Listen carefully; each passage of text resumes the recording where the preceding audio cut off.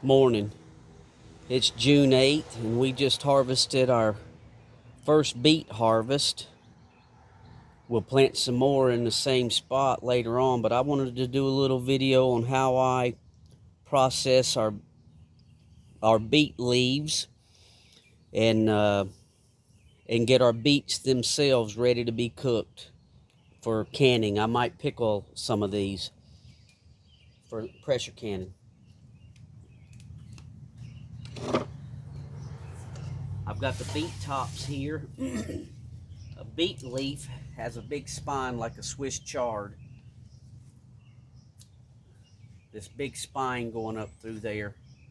What I do is I'll look, check it out, make sure there's no insects or pests or dirt, shake it, and then I'll just rip that off, the green off of the sides, and leave that spine. Here's a big one. Take a look really well, shake them for any dust or dirt, and I'll just take it, get that middle spine out of there. Leave that spine because it's very chewy. You don't want to cook that. I cook these like a mustard green. I can't stand the taste of a mustard green, but I like beet greens. I saute them in butter or bacon grease, and I'll throw some bacon in there, some onions and garlic. And these are the beets. There's a nice one. After you cut all the leaves off, let me get this out of the way so I don't. But you want to leave 4 or 5 inches, maybe 3 to 5 inches of stalk, and that way when you cook them, all your beet juice doesn't run out of the beet. If you cut that off right there, your beet juice is just going to pour out in your water, and you lose all that nutrition. So if you're going to process and cook beets, cut your leaves off and leave you some stalk sticking up there, and all your beet juice won't run out. We'll get back to this. Now, something like this old yellow leaf, I won't even mess with that. We'll just go ahead and throw that in the compost pile. This will go to the compost pile. This I'm going to take in and soak them in a sink of water. And then later on today, after I, piece there, after they've soaked for an hour or two, I'll take them out and pat them dry, and then I'll freeze them in just a 1-gallon freezing bag. But you take it, cut that off like that.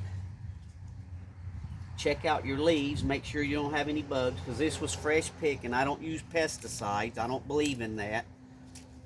We try to do as healthy and as organic as we can go. And you just pull that off there. Throw that old spine right in the compost pile. And you'll be surprised how good at eating these beet greens are. When I was a kid, my mom did mustard greens, and I couldn't stand them things. I do like spinach, but mustards I don't like. And these I do like because they don't have that flavor, that twangy flavor. Shake them. You just pull the green off of it and leave that big spine best you can. It's real easy to do. Just pull that off like that.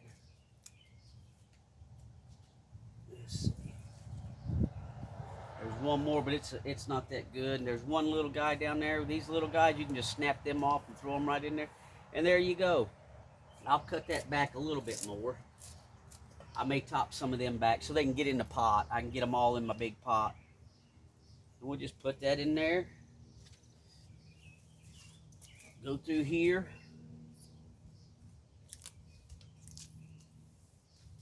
Take out the best of them. That little guy right there. Throw that in there. These little guys, I just get what I can off of it, and you'll take some of the stalk, but it's okay. It's so tender when they're that small. It's okay. Take that up like that.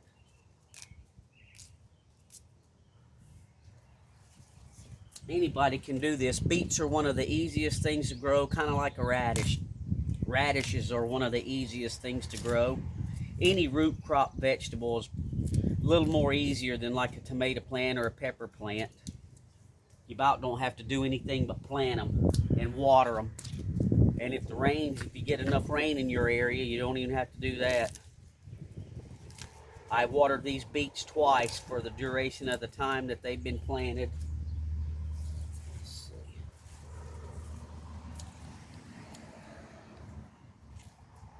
No bugs. Leaves look good.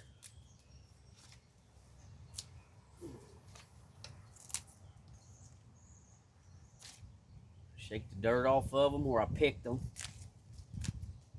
Try to be easy when I pick them so I don't get dirt all through the leaves. And there you go. There's another.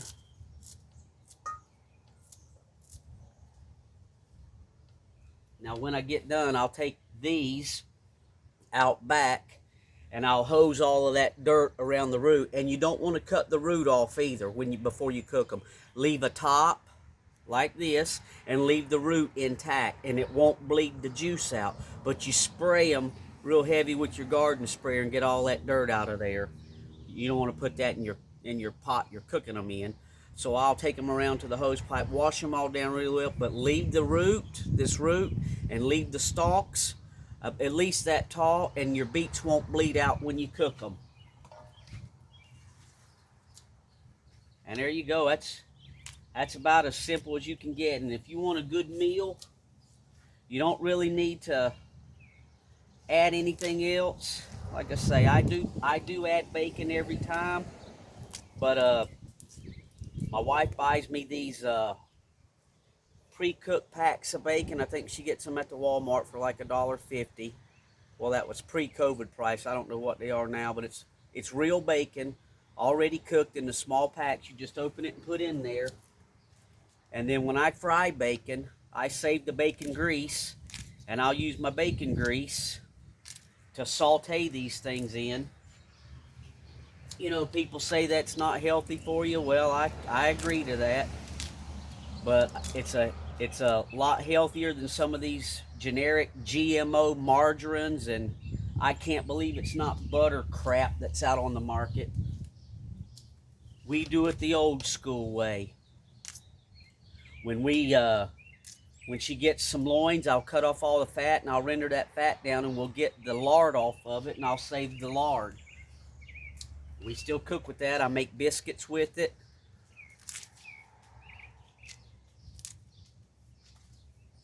We do it like our grandparents did. And you know what? They lived a lot longer than people live today. My grandmother was over 100 years old. She was 102 when she died. My grandfather was in his high 80s. And this is what they did. I know, because I helped them at a young age in the garden. I was in the garden when I was 4 and 5 years old.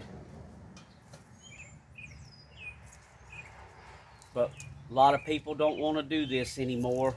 A lot of people chooses to go out into the technology field. I read a study. Actually, it was a paper online. Got a little bug. I'll wash him out. It said that 1 out of 30 kids in high school today choose to go into the technology field instead of the farming field. And that's okay. But I'll leave you with this. One day in your life, you're going to need a doctor. One day in your life, you're probably going to need a plumber. One day in your life, you might need an attorney. But every day in your life, you need a farmer. Thanks for watching.